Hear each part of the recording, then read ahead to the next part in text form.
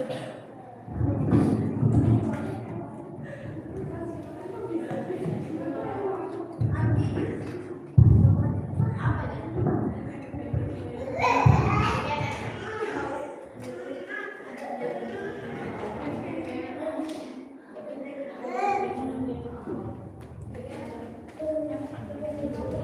disiapkan bukunya. Ini yang lain mana? Tadi waktu sekolah sampai nggak masuk. Terus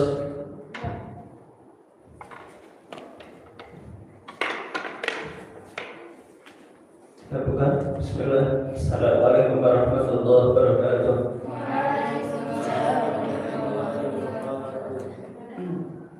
Alhamdulillah, Alhamdulillah, alladzi arsala rasulahu bil huda wa dinil haq yudhhiruhu 'ala dini kullihi wa kafa billahi shahidan wa kafa billahi wakila.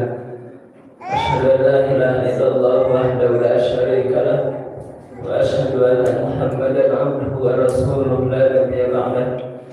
Allahumma rabbana zidna 'ilman warzuqna fahma. Allahumma inna nas'aluka ilman nafi'an wa rizqan thayyiban wa amalan mutaqabbalan. Alhamdulillah, kita bersyukur kepada Allah. Malam hari ini pada malam Ahad, alhamdulillah kita bisa melanjutkan kembali taklim kita. Hari Ahad yang lalu, malam Ahad yang lalu kita telah membahas yaitu tentang adab-adab terhadap pemimpin. Malam hari ini insyaallah kita akan membahas tentang adab seorang pemimpin. Nabi sallallahu alaihi wasallam bersabda, "Kullukum ra'in wa kullukum mas'ul, kullukum ra'in wa kullukum mas'ul an ra'iyatihi." Setiap kalian adalah pemimpin dan setiap kalian akan ditanya atas apa yang kalian pimpin. Jadi manusia ini dikirim oleh Allah di atas muka bumi ini memang untuk pemimpin sebagai khalifah. Inni ja'ilun fil ardi khalifah. Sesungguhnya aku menjadikan Adam anak keturunannya di atas muka bumi sebagai khalifah, sebagai pemimpin. Maka manusia ini adalah makhluk yang paling unggul di antara makhluk-makhluk yang lainnya. Karena memang manusia ini tujuannya untuk memimpin bumi ini. Jadi walaupun gajah itu besar, badannya lebih besar daripada manusia, tetap manusia itu lebih unggul daripada gajah. Walaupun jerapah, unta itu lebih tinggi daripada manusia, tetap manusia ini lebih unggul, lebih utama, lebih mulia daripada unta dan jerapah. Dan seterusnya. Walaupun gunung itu fisiknya lebih besar daripada kita, tetap kita ini lebih mulia, lebih unggul dibandingkan gunung. Jadi tidak ada makhluk yang paling unggul di atas muka bumi ini dibandingkan dengan manusia. Apalagi kalau manusianya beriman kepada Allah Subhanahu wa Ta'ala. Maka sungguh kalau ada orang yang menghinakan diri di hadapan matahari, menghinakan diri di hadapan sapi, menghinakan diri di hadapan patung-patung, maka itu luar biasa, dia sangat bodoh, jahiliyah, bodoh. Karena manusia ini makhluk yang paling unggul dibandingkan dengan makhluk yang lain. Maka kata Nabi, kullukum ra'in wa kullukum mas'ul an ra'iyatihi. Setiap kalian adalah pemimpin. Jadi manusia itu pemimpin. Manusia itu pemimpin. Pemimpin untuk diri sendiri, pemimpin untuk keluarga, pemimpin untuk masyarakat, dan seterusnya. Maka ketika kita memimpin ini akan dimintai pertanggungjawaban oleh Allah Subhanahu wa Ta'ala. Bahkan pemimpin itu adalah orang yang nanti terakhir masuk surganya kalau dia tidak hadir. Tapi kalau pemimpin itu hadir, maka Dia salah satu orang yang akan dinaungi oleh Allah Subhanahu wa taala di padang mahsyar. Sab'atun yudhillullahu bihi yaumil qiyamah. La ilaha illa billahi. Jadi ada 7 orang yang nanti pada hari kiamat di padang mahsyar akan dinaungi oleh Allah Subhanahu wa taala, akan dilindungi oleh Allah. Salah satunya adalah imam adil, yaitu pemimpin yang adil. Jadi pemimpin ini kalau dia adil, memiliki adab-adab yang ditentukan oleh Nabi, maka dia akan menjadi orang yang pertama kali masuk surga. Bahkan dia memimpin orang-orang yang dipimpinnya untuk memasuki surga. Sebagaimana Rasulullah Sallallahu Alaihi Wasallam, beliau membimbing umatnya, memimpin umatnya, dan beliau akan mengajak umatnya untuk masuk surga. Karena beliau adalah pemimpin yang paling adil di atas muka bumi. Maka Rasulullah Sallallahu Alaihi Wasallam memberikan rambu-rambu, memberikan adab-adab bagaimana seseorang itu memimpin. Baik, yang pertama, adab seorang pemimpin. Seorang pemimpin itu harus memiliki adab. Yang pertama adalah ikhlas karena Allah, dan memimpin itu adalah sebagai pengabdian. Jadi ketika seorang memimpin itu harus lillahi ta'ala. Karena memang kita ini pemimpin kan diperintahkan oleh Allah kan. Inni ja'ilun fil ardi khalifah.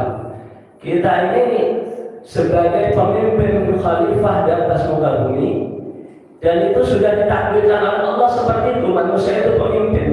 Maka ketika kita memimpin, niatnya ikhlas karena Allah. Saya memimpin ini karena memang perintah Allah. Saya memimpin ini dalam rangka mengabdi, beribadah kepada Allah, dalam rangka pengabdian. Jadi memimpin itu bukan nyari kekayaan, bukan. Jadi seorang pemimpin, menjadi seorang guru termasuk ya, itu niat pertamanya adalah pengabdian, bukan mencari kekayaan. Walaupun ya nanti pada akhirnya harta itu akan datang dengan sendirinya. Tapi tujuan utamanya, kemarin ini sempat Menteri Agama kita sempat kontroversial ya. Kalau mau kaya jangan jadi pemimpin gitu ya, jangan jadi guru. Nah itu kan banyak yang komplain. Sebenarnya ada benarnya ya. Menteri Agama ada benarnya. Maksud beliau itu ketika seseorang itu jadi guru, menjadi pemimpin, itu tujuan utama jangan cari kekayaan. Tapi ya tetap pemerintah itu memperhatikan guru gitu kan. Tetap pemerintah itu mensejahterakan guru. Tapi guru tujuannya jangan cari kekayaan. Karena kalau cari kekayaan itu ya harus dari dagang, harus dari bertani. Nabi Sallallahu Alaihi Wasallam itu kan dulu pedagang, beliau peternak, pengembala. Sahabat dari Madinah itu petani, dan itu cara untuk mendapatkan kekayaan. Tapi kalau memimpin mencari kekayaan, nah ini nggak tepat. Karena nanti ketika seorang itu memimpin itu tujuannya cari kekayaan, pasti akan ada kedoliman. Ada disuap, ya kan? Dia mau disuap, dikasih hadiah dan seterusnya. Maka pemimpin itu niatnya harus pengabdian, ikhlas karena Allah, karena ibadah. Sebagaimana Allah berfirman tadi, inni ja'ilun fil ardi khalifah. Dan kalau kita lihat pemimpin-pemimpin dulu itu, mereka itu justru ketika memimpin itu jadi miskin, bukan menjadi tambah kaya, bukan. Kita lihat seperti Khulafaur Rasyidin, bagaimana Abu Bakar As-Siddiq, beliau itu kan pedagang yang kaya. Begitu memimpin, beliau itu hartanya malah habis. Hartanya digunakan untuk rakyat. Bukan justru dia menambah kekayaan dari rakyat, bukan. Kenapa? Karena dia memimpin itu niatnya pengabdian karena Allah Subhanahu wa Ta'ala, bukan karena cari kekayaan. Maka niat ini pentingnya. Niat ibadah memimpin itu niat ibadah, ikhlas karena Allah. Karena memang itu adalah perintah dari Allah. Khalifah Umar bin Abdul Aziz, kita lihat bagaimana beliau ketika memimpin. Bahkan kursi kerajaannya, kursi khalifahnya, bahkan isi rumah perabotannya, itu semua dikeluarkan kan? Ketika Umar bin Abdul Aziz memimpin itu, semuanya diserahkan untuk negara. Beliau itu cuma tidurnya ya beralaskan tikar aja, bantal. Jadi ketika memimpin itu memang pengabdian. Dan ini yang kita ini kadang-kadang kurang menyadari. Karena dia yang salah, akhirnya kesana-sananya banyak yang salah. Karena sudah dari awalnya salah. Jadi itu adab menjadi seorang pemimpin. Jadi harus ikhlas karena Allah, karena pengabdian. Bukan semata-mata mencari keuntungan duniawi.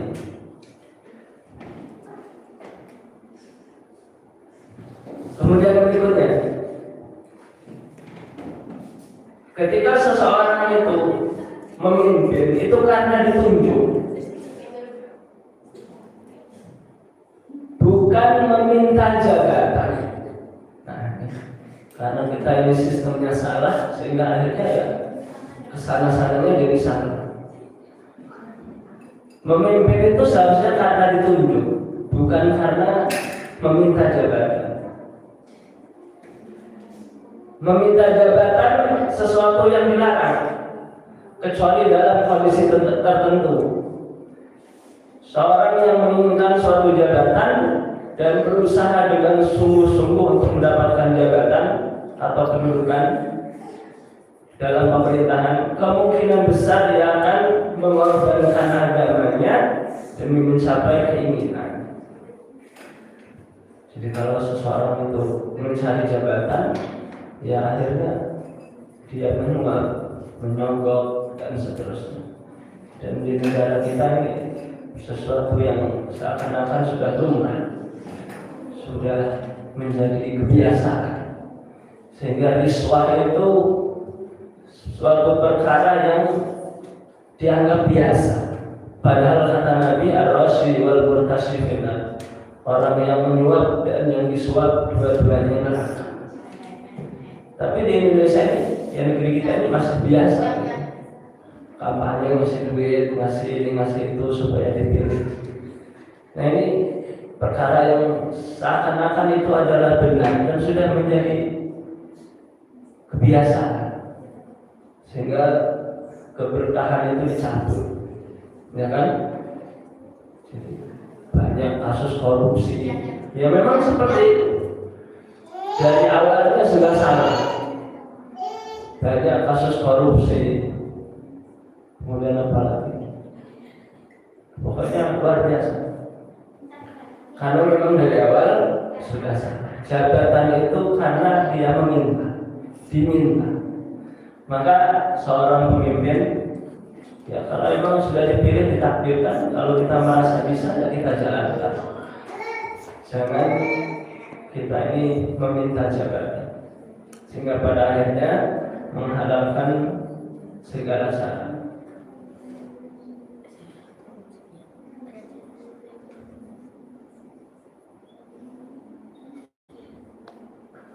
Wa qala Nabi sallallahu alaihi wasallam, innakum satahrisuna 'ala al-imarah wa satakunu nadamatan yawmal qiyamah fa ni'mal murdi'atu wa bi'satil fatimah. Kata Nabi sallallahu alaihi wasallam, kalian selalu berambisi untuk menjadi pemimpin, untuk menjadi penguasa, padahal akan membuat kalian menyesal pada hari kiamat kelak. Sungguh sebaik-baik suasana dan sejelek-jelek penyampaian. Jadi ketika seseorang itu berambisi untuk menjadi pemimpin, kata Nabi, nanti pada hari kiamat dia akan menjadi orang yang sangat menyesal. Jadi karena memimpin itu adalah sebaik-baik kata beliau, sebaik-baik seburuk-buruknya kondisi. Jadi, pemimpin itu adalah kondisi yang tidak nyaman sebenarnya. Pemimpin itu nggak nyaman. Jadi di dunia aja ketika memimpin itu nggak nyaman. Ya banyak yang komentar, bisa jadi ada yang iri, ada yang hasad, banyak masalah dan seterusnya. Ya karena pemimpin. Jadi kondisi yang tidak nyaman. Memimpin itu posisinya sebenarnya tidak nyaman. Posisi tidak nyaman kok malah banyak yang nyari, kan aneh gitu kan. Banyak yang nyari. Itu kan aneh. Posisi nggak enak kok jadi rebutan. Karena memang tadi niatnya itu salah. Niatnya bukan dia mengabdi, tapi tujuannya mencari kekayaan.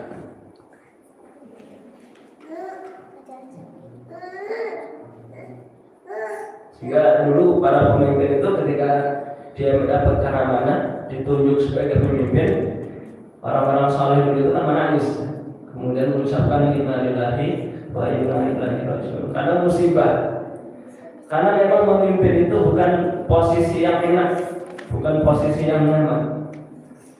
Sehingga jangan berambisi untuk menjadi pemimpin. Rasulullah SAW pernah mengingatkan seorang sahabatnya yang bernama Abu Dzar radhiyallahu anhu akan bahayanya memegang sebuah jabatan serta berat dan besarnya tanggung jawab. Kata Rasulullah, ya Abu Dzar, aku lihat engkau seorang yang lemah dan aku suka engkau mendapatkan sesuatu yang aku sendiri menyukainya. Janganlah engkau memimpin dua orang dan janganlah engkau mengurus harta anak yatim. Ini nasihat dari Abu Dzar. Karena Rasulullah itu tahu kondisi sahabatnya. Jadi Abu Dzar itu tidak boleh memimpin. Jadi kita itu kalau kondisinya memang lemah, kalau untuk memimpin negara yang begini besar, ini ya jangan coba-coba nyalon presiden atau bupati kalau kita merasa tidak bisa.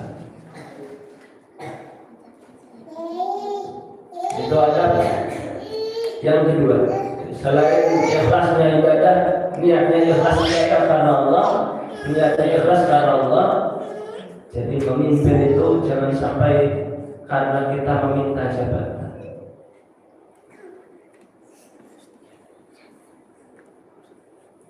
Kemudian berikutnya, adab seseorang menjadi pemimpin itu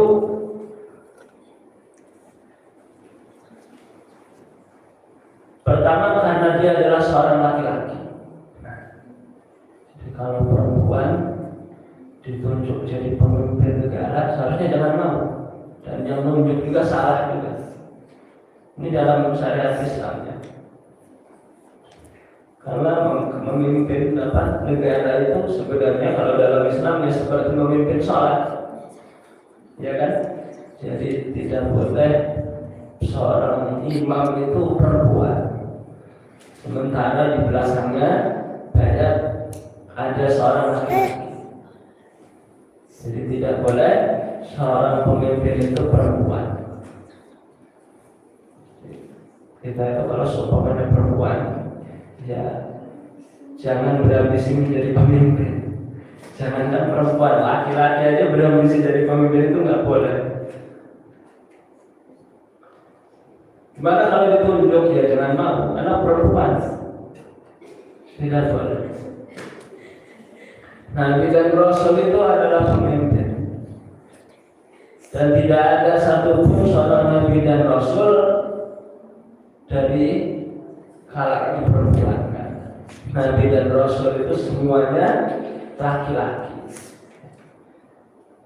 Itu seorang pemimpin harus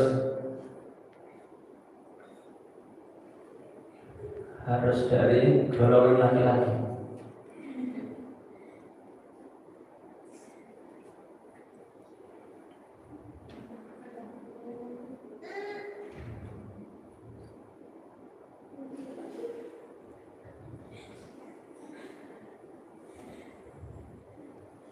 Kemudian berikutnya, seorang pemimpin tidak boleh menerima hadiah.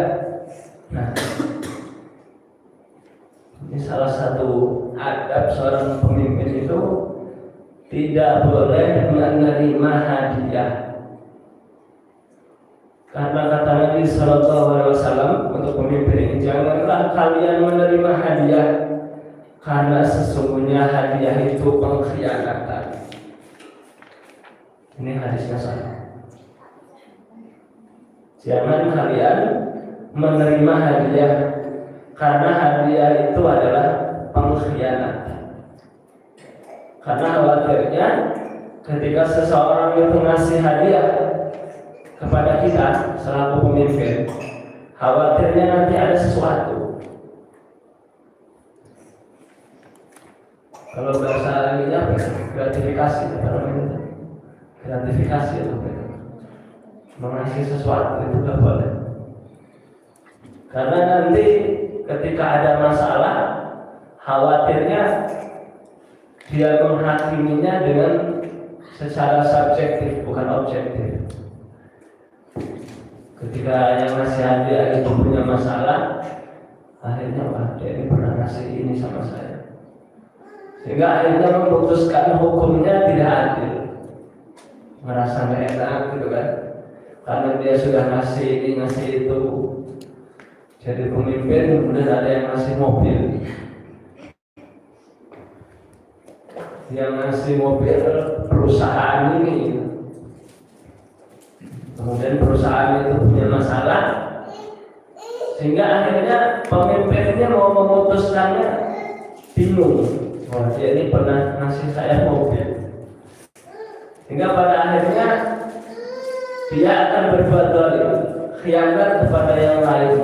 Maka kata Nabi, janganlah kalian menerima hadiah, karena hadiah itu adalah pengkhianatan. Nah, ini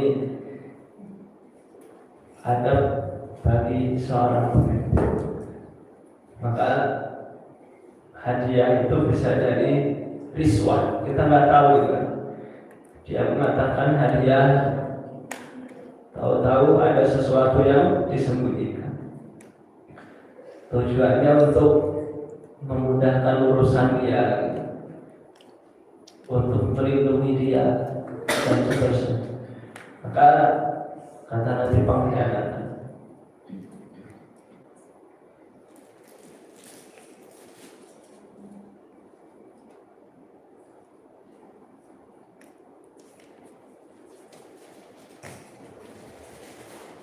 Kemudian ketika seseorang pemimpin, hendaknya dia memiliki sifat-sifat sebagaimana sifatnya Nabi Shallallahu Alaihi Wasallam. Sifatnya Nabi itu apa? Sidqu, ya, jujur. Itu penting itu. Pemimpin ya harus memiliki sifat-sifat Nabi. Kalau pembohong ya nggak bisa jadi pemimpin. Jangan sekali-kali kita mau dijadikan pemimpin, atau kita berambisi menjadi pemimpin sementara kita itu masih pembohong. Itu akan banyak dosa-dosa yang akan dilakukan. Jadi harus asli. Pemimpin itu harus jujur, kemudian amanah. Pemimpin itu harus amanah. Jadi tidak boleh khianat. Jadi urusan rakyat itu harus aman. Amanah, aman itu kan asal katanya amanah, asal katanya amanah. Bisa dipercaya, bisa dipercaya. Nabi itu al-amin kan, orang yang dipercaya. Sifatnya amanah.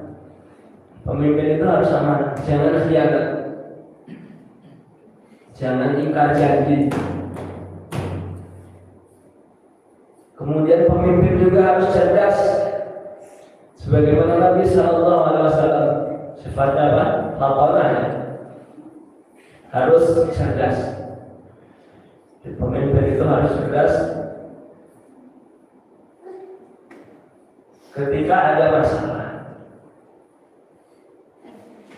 jadi kita lihat Nabi dan Rasul yang menjadi pemimpin, sebagaimana Nabi Sulaiman, sebagaimana Nabi Yusuf alaihissalam, sebagaimana Rasulullah SAW, sebagaimana Nabi Daud, seluruh Nabi pemimpin, dan mereka itu cerdas, luar biasa cerdas.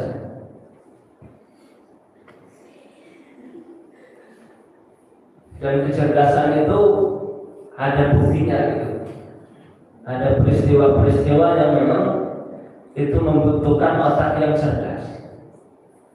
Ya, kalau Nabi Yusuf itu kan bagaimana menghadapi musim kemarau kan selama 7 tahun. Itu cerdas. Beliau itu cerdas. Selain dibimbing oleh wahyu, memang beliau itu cerdas. Bagaimana bisa menyimpan gandum 7 tahun tidak busuk, 7 tahun tidak dimakan ular, menyimpan gandum selama 7 tahun tetap bagus. Nah, itu cerdas. Ini kemarau 7 tahun itu bukan sesuatu yang ringan, sesuatu yang mudah. Itu kalau pemimpinnya nggak cerdas, kelaparan mati semua.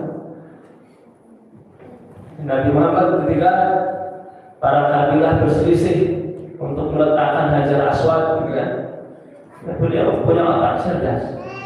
Gara-gara Hajar Aswad, orang-orang mau saling membunuh. Kecerdasannya dilatih. Strateginya hebat. Strateginya hebat, cerdas. Kemudian seorang pemimpin juga harus tabligh, menyampaikan yang benar sampaikan benar, yang salah sampaikan salah. Jangan ada yang ditutup-tutupi. Itu Nabi. Ya. Kalau Nabi itu kalau salah ya dikatakan salah. Kalau benar ya benar. Jadi harus menyampaikan. Seorang pemimpin itu ya dia wakil Allah di atas muka bumi kan? Wakil Allah di atas muka bumi. Maka dia jangan sampai mengkhianati Allah Subhanahu wa taala. Mengkhianati syariat Allah Subhanahu wa taala. Makanya Nabi Sulaiman itu beliau seorang raja, tapi beliau juga yang menyampaikan agar masyarakatnya itu menyembah kepada Allah Subhanahu wa taala. Nabi Yusuf itu yang penguasa, pemimpin. Beliau mengajak manusia agar menyembah Allah Subhanahu wa taala.